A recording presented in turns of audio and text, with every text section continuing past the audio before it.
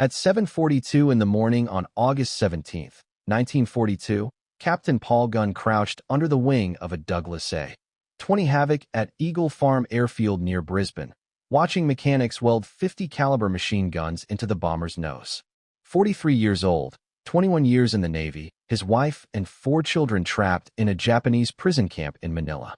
The 5th Air Force was hemorrhaging bombers faster than replacements could arrive, and Gunn had watched enough crews burn to know something had to change. The problem was brutally simple. High-altitude bombing didn't work against moving ships. In July alone, the 3rd Attack Group had lost 11 A-20s trying to hit Japanese convoys. The bombardiers couldn't strike targets that kept moving, and when pilots dropped lower for accuracy, deck gunners tore them apart. Captain Ed Larner had watched 3 of his crews die in the Coral Sea the previous week. The Japanese were reinforcing New Guinea without opposition, and the Allies were running out of time. Gunn's idea was radical. Fly low enough to skip bombs across the water like stones, hitting ships at point-blank range. But first, the bombers had to survive the approach, which meant overwhelming enemy deck guns with devastating forward firepower. The standard A-20 Havoc carried 4 30 caliber machine guns in the nose. 30 caliber rounds bounced off ship armor like rain. Gunn needed 50 caliber guns, 4 of them, firing 1,700 rounds per minute combined. General George Kenney, the new 5th Air Force commander, gave Gunn 1 week to prove it would work. Gunn stripped 50 caliber guns from wrecked P-39 and P-40 fighters. The pilots were dead, but their weapons weren't. He mounted the guns on a steel frame inside the nose compartment, but the weight shifted the aircraft's center of gravity forward. The test flight nearly ended in disaster. The A-20 barely climbed and wanted to nose over constantly. Gunn spent 2 days rebalancing everything, moving equipment aft and adjusting the tail trim. The second test pilot reported the plane flew angry, but it flew. On September 12, 16 modified A-20s hit the Japanese airfield at Buna. The strafers came in at treetop level, guns hammering. They destroyed 14 Japanese aircraft on the ground and suppressed every anti-aircraft position without losing a single A-20. Kenney wanted more immediately, but the A-20 had limitations. Its range was too short and bomb load too light. Gunn needed a bigger platform. The B-25 Mitchell became his canvas. In December, Gunn pulled the bombardier and nose guns from a B-25C and installed 4 50 caliber guns in the nose, for more in external cheek packs on the fuselage, and rotated the top turret forward. 10 forward-firing guns, then 12, then 14. 215 pounds of lead per second. The ground crew called it Pappy's folly. The plane was nose-heavy and wanted to drop out of the sky on takeoff, but once airborne, the B-25 became a flying destroyer.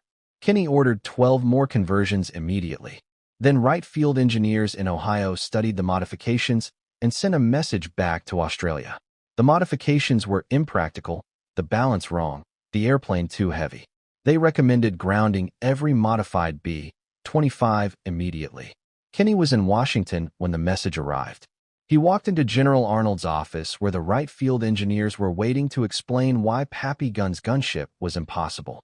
Kenney told them 12 of those impossible airplanes had just played the key role in destroying a Japanese convoy in the Bismarck Sea. The Battle of the Bismarck Sea started with intelligence intercepts on February 28, 1943. Allied codebreakers in Melbourne had decrypted Japanese naval messages. A convoy was leaving Rabaul, 8 transport ships, 8 destroyer escorts, nearly 7,000 Japanese troops bound for Laos on New Guinea's north coast. General Kenney had 72 hours to stop them. The convoy route crossed the Bismarck Sea between New Britain and New Guinea for 100 miles of open water. Japanese commanders believed bad weather would shield them. They were wrong. On March 2nd, reconnaissance aircraft spotted the convoy. B-17 flying fortresses attacked from 15,000 feet through cloud breaks, dropping 137 bombs. Post-battle analysis showed they sank nothing. The Japanese convoy kept coming. That night, the ships scattered, hugging the New Guinea coast. Japanese commanders thought they'd reach Laos by dawn on March 4th and unload troops under fighter cover. They had no idea what was coming at first light. Captain Ed Larner briefed the 92nd Bomb Squadron at Port Moresby on the evening of March 2nd. 12 B-25 strafers, 30 modified A-20 Havocs, Royal Australian Air Force Beaufighters for top cover, P-38 Lightnings to handle Japanese Zeros. The strafers would attack at masthead height, 50 feet above the water, gun range point blank. The plan was devastatingly simple. Overwhelm the deck guns with concentrated firepower, skip-bomb the ships while they were stunned, get out before the Zeros arrived. At 06:30 on March 3rd, the strike force assembled over Cape Wardhunt. 137 aircraft. The B-17s would attack first from altitude to draw defensive fire high, then the strafers would come in low. When the Japanese convoy was 70 miles northwest of La, Larner led the B-25s in from the southeast at wavetop height. 14 forward-firing guns per aircraft, 168 guns total across 12 strafers, coming in line abreast like a wall of firepower 300 yards wide. The Japanese crews on the transport Kyakusei Maru saw them at 2 miles. Too late. The B-25s opened fire at 800 yards. The 50 caliber rounds walked across the water like a chainsaw, hitting the ship's superstructure, shredding the bridge, killing anti-aircraft crews before they could traverse their guns. 3 B-25s dropped bombs at 100 yards. The first bomb skipped off the water, hit the hull below the waterline, detonated inside the engine room. Kyakusei Maru was dead in the water 30 seconds after the strafers arrived, burning and listing to port. The ship would sink in 40 minutes. The transport Tio Maru tried to run. The captain pushed the engines to full speed, 15 knots maximum. The B-25 strafers were doing 240 knots. For strafers bracketed Tio Maru from both sides. The 50 caliber streams converged on the deck. The anti-aircraft crews died at their guns. The bridge windows shattered. The strafers dropped 8 bombs total. 5 hit. The ship broke in half. Japanese soldiers were below decks when the hull split. Most never made it topside. The transport sank in 6 minutes. By 0900 hours on March 3rd, the Japanese convoy was scattered across 40 square miles of ocean. 5 transports sinking or burning, 2 destroyers crippled. The remaining ships tried to make La, but didn't make it. The strafers returned at 1400 hours with fresh bombs and full ammunition loads. The Japanese had no fighter cover. The Zeros had landed at La to refuel and were on the ground when the second wave arrived. The transport Io Maru took 12 bomb hits in the second attack. The ship's magazine detonated. The explosion was visible from Port Moresby, 130 miles away. When the smoke cleared, there was nothing left. 1,800 Japanese soldiers gone in 3 seconds. By the evening of March 3rd, the entire Japanese convoy was destroyed. 8 transports sunk, 4 destroyers sunk. Of the nearly 7,000 Japanese troops that left Rabaul, fewer than 1,200 reached La. Allied losses were 4 aircraft and 13 aircrew killed. General MacArthur called it one of the most complete and annihilating combats of all time. The Japanese never again attempted to reinforce New Guinea by convoy. The war in the Southwest Pacific had turned, and it turned because of Paul Gunn's impossible gunship. Back in Australia, the Wright Field engineers were drafting their formal report explaining why the B-25 modifications couldn't possibly work. Arnold called North American Aviation's president that afternoon and told him Paul Gunn was coming to California. Gunn didn't want to leave Australia. His wife Polly and their 4 children were still in the Santo Tomas internment camp in Manila. The Japanese had held them since January 1942, 14 months. Gunn flew every mission hoping he'd get closer to liberating the Philippines. Going to California meant going in the wrong direction, but Kenny made it an order. The 5th Air Force needed factory-built strafers by the hundreds. Gunn landed in Long Beach, California on March 27, 1943. The North American Aviation plant covered 140 acres with 20,000 workers on 3 shifts, producing 1 B-25 every 4 hours. The factory engineers studied Gunn's hand-drawn blueprints and asked about stress calculations. Gunn said he didn't have any. They asked about wind tunnel testing. Gunn said he'd tested it by flying. One engineer said the modifications would buckle the fuselage skin around the cheek gun mounts. Gunn showed them the blast tubes he'd welded to extend beyond the propeller arc. Problem solved. The factory engineers spent 2 weeks reverse engineering Gunn's field modifications into production drawings. They strengthened the nose structure, redesigned the gun mounts, added heavier-gauge aluminum patches to reinforce the fuselage skin. The first factory-built B-25G Strafer rolled off the assembly line on May 10, 1943. 4 50 caliber guns in the solid nose, a 75mm M4 cannon in the forward fuselage using the same ammunition as tank guns. One shell could hole a destroyer below the waterline. North American Aviation built 400 B-25G Strafers, then improved the design. The B-25H added 4 more 50 caliber guns in the cheek packs for 14 forward-firing guns total. The B-25J removed the cannon and added 4 more 50 caliber guns, 18 forward-firing guns, the most heavily armed production bomber in history. North American Aviation built 4,900 B-25JS and delivered the first ones to the Pacific in October 1943. The Strafers kept hunting. In April 1943, B-25s destroyed 16 Japanese barges near Finschhafen. In May, they sank 12 cargo ships at Wewak Harbor. In June, they hit oil facilities at Balikpapan on Borneo. The Japanese stopped moving supplies by ship in daylight, but it didn't help. The Strafers learned to attack at night using radar, skip bombing from 50 feet in complete darkness. The Japanese called the modified B-25s the Black Death. On November 2, 1943, Major Ben Fridge led 4 squadrons of Strafers into Rabaul Harbor. 137 Allied aircraft total, 59 B-25s. The harbor held 38 Japanese vessels. The Strafers came in at masthead height through phosphorus smoke that blinded the anti-aircraft gunners, attacking from multiple directions simultaneously. In 15 minutes, 30 ships were hit. 5 sunk outright, 12 damaged beyond repair. Rabaul Harbor was finished as a forward supply base. Gunn flew that mission. He was 44 years old and didn't have to fly combat, but his family was still in Manila, and every mission took him closer. The intelligence reports from Santo Tomas were getting worse. Food rations cut, medicine running out, prisoners dying from malnutrition and disease. The Japanese camp commander had informed the Red Cross that all prisoners would be executed if Allied forces approached Manila. Gunn told Kinney he wanted to fly the first mission over Manila when liberation came. Through 1944, the Strafers evolved. Some carried 8 5-inch high-velocity rockets under the wings. Some carried napalm tanks. The most effective tactic was the combined strike. High-level B-24 Liberators would bomb from 20,000 feet to force defenders to look up, then the Strafers would come in low.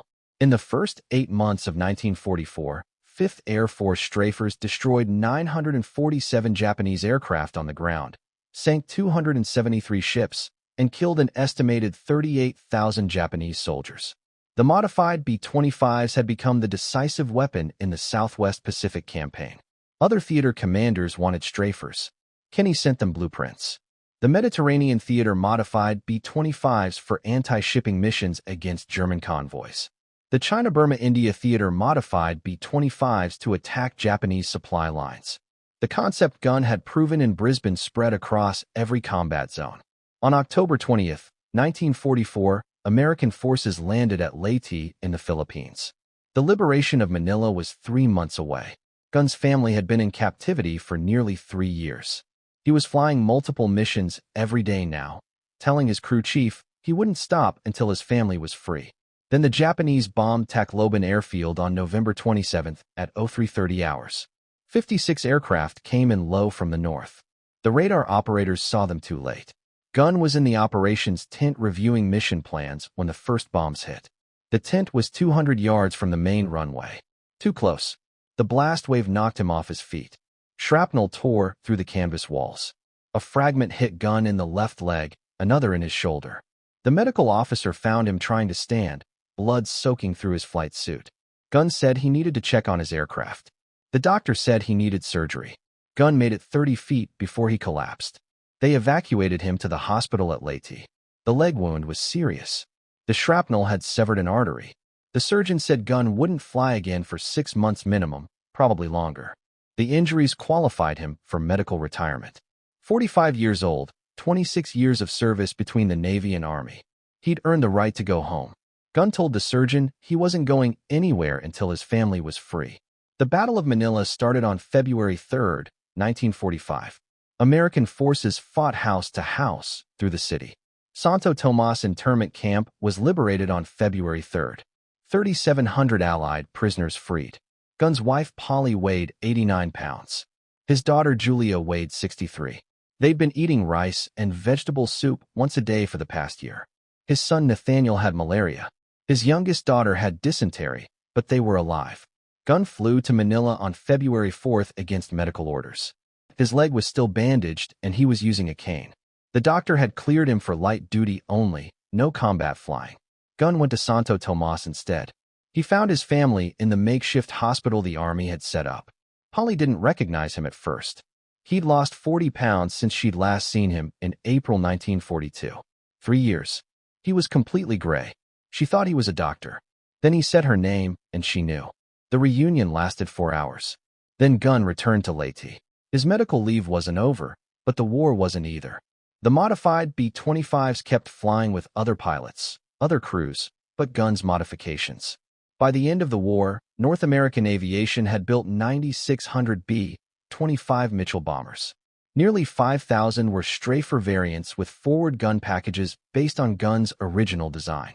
Those Strafers sank over 800 Japanese ships in the Pacific, destroyed over 2,000 Japanese aircraft on the ground, and killed an estimated 85,000 Japanese soldiers. Gunn never flew combat again. The leg wound ended his operational career. The Army retired him as a full colonel on June 30, 1948. Medical disability.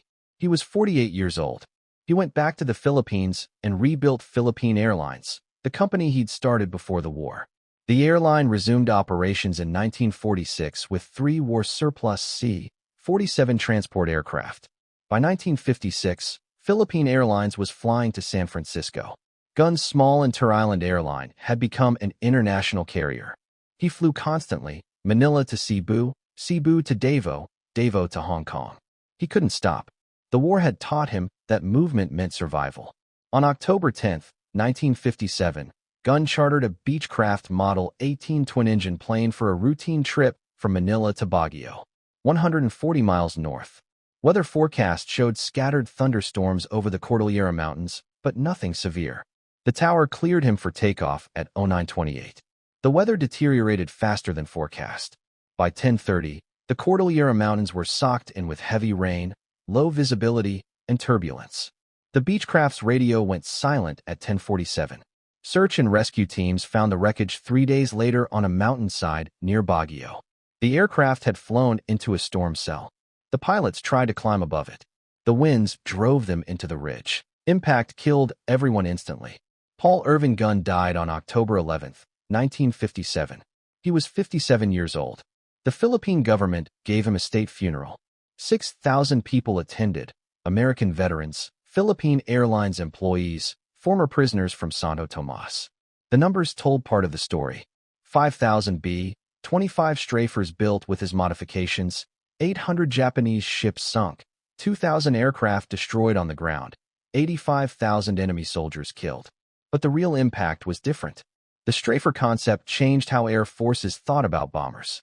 Before Gunn, bombers dropped ordnance from altitude. After Gunn, bombers became multi-role weapons capable of strafing, skip bombing, and close air support. The AC-130 gunship used in Vietnam was a direct descendant of Gunn's B-25 modifications. So was the A-10 Warthog. So is every modern attack aircraft with forward-firing guns. The National Museum of the Pacific War in Fredericksburg, Texas displays one of Gunn's original gun-mounting drawings. The paper is yellowed, the measurements handwritten in pencil.